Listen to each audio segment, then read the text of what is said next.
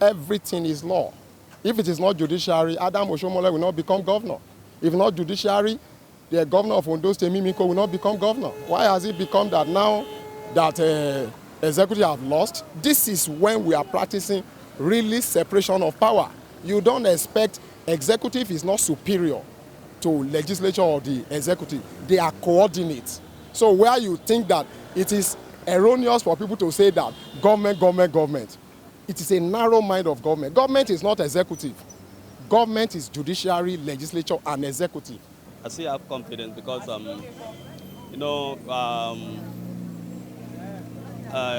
judiciary is they used to say the last hope of the common man. So despite the fact that the Senate president has been acquitted of all those charges, it's because of the fact that he's a number 3 man in the country. Judiciary ourselves, they are in darkness. The judges that we have, that was posted there through the darkness way. There's no integrity in appointing judges. So it's not a new thing if Saraki can discharge an acquitted. All what I know is that Saraki life, everybody knows that his father, they didn't bring money from heaven. They make the money here through one sources and another. So if Saraki eventually, through his father, become a governor and have money and thought that the money he has is for the family, is for his heritage from the family, it's okay. But what I know is that Saraki will die, the money will die. The judiciary also will die. By the time the light will be in the country, we have good judiciary. In overseas countries, such manners of this character for our leader cannot happen. That's what I know.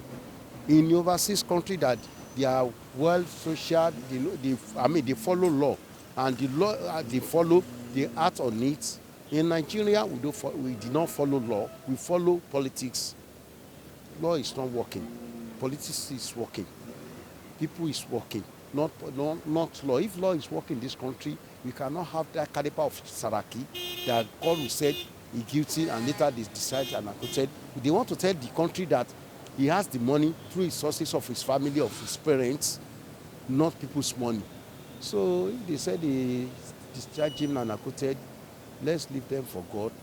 It's only God can give the judgment that no one will file anything against. To be fair, to be honest, I never did, and it hasn't changed. My opinion about the judicial system in Nigeria has not changed. For whatever reasons, I think Nigeria still has a long way to go, both in judicial and in terms of passing judgments, and in general, Nigeria has a long way to go. Let me just put it that way.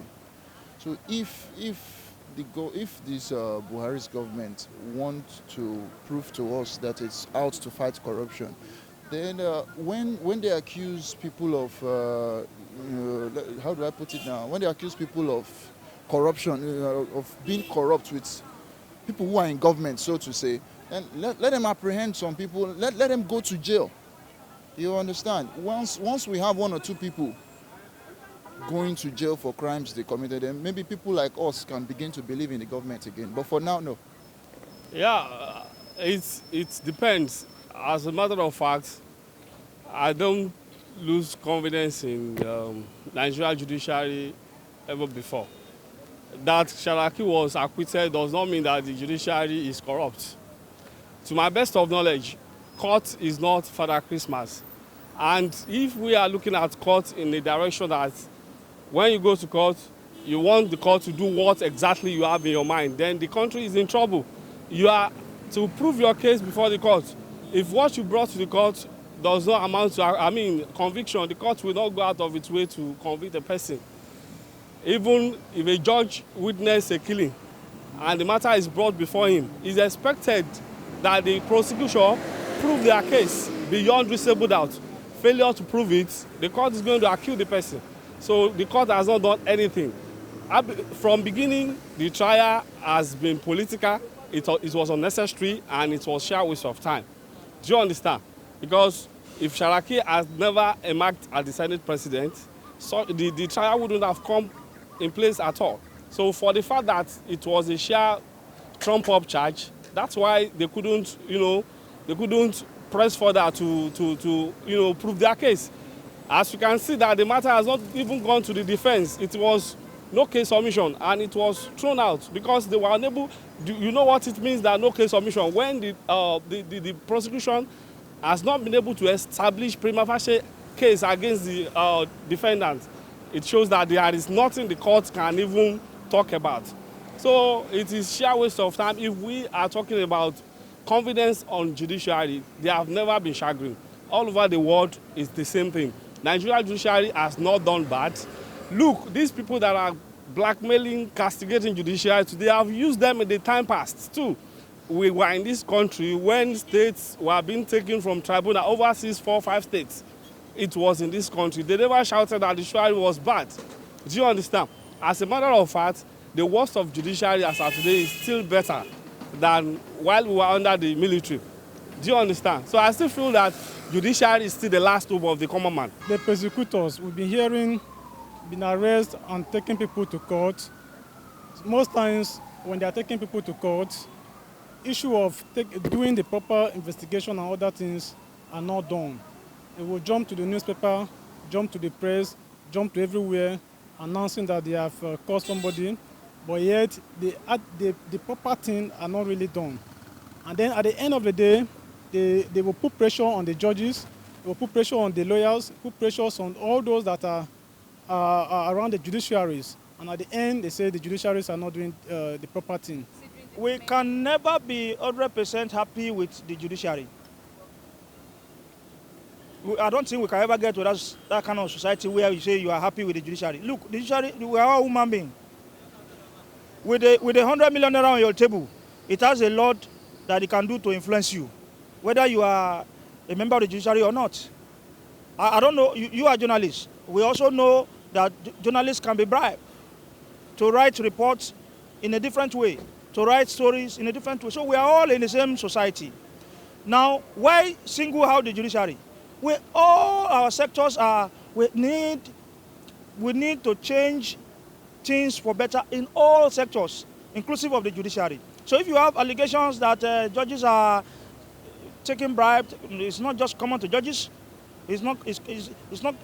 Don't doctors engage in shady deals? Don't police? Don't name it.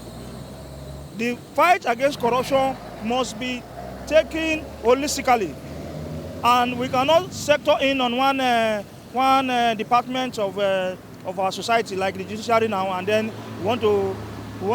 It has been on even before democracy came in. Judges, because they are human beings. I don't know of any that no judge has asked me for money. I've never had a case where, but we used to hear it because they are human beings. I believe it because we are all human beings. It's only when you decide not to be corrupt that's when you won't be corrupt. SEC, how many cases have the SEC gained in the judiciary? All the cases they are saying that they are losing. They are losing. They have not even won any case in the judiciary. And people are making noise that they have captured so much money. So nobody's having any confidence in any one of them. Call any age mate of mine out. When was the last time you took your pension? They will just laugh and people are dying.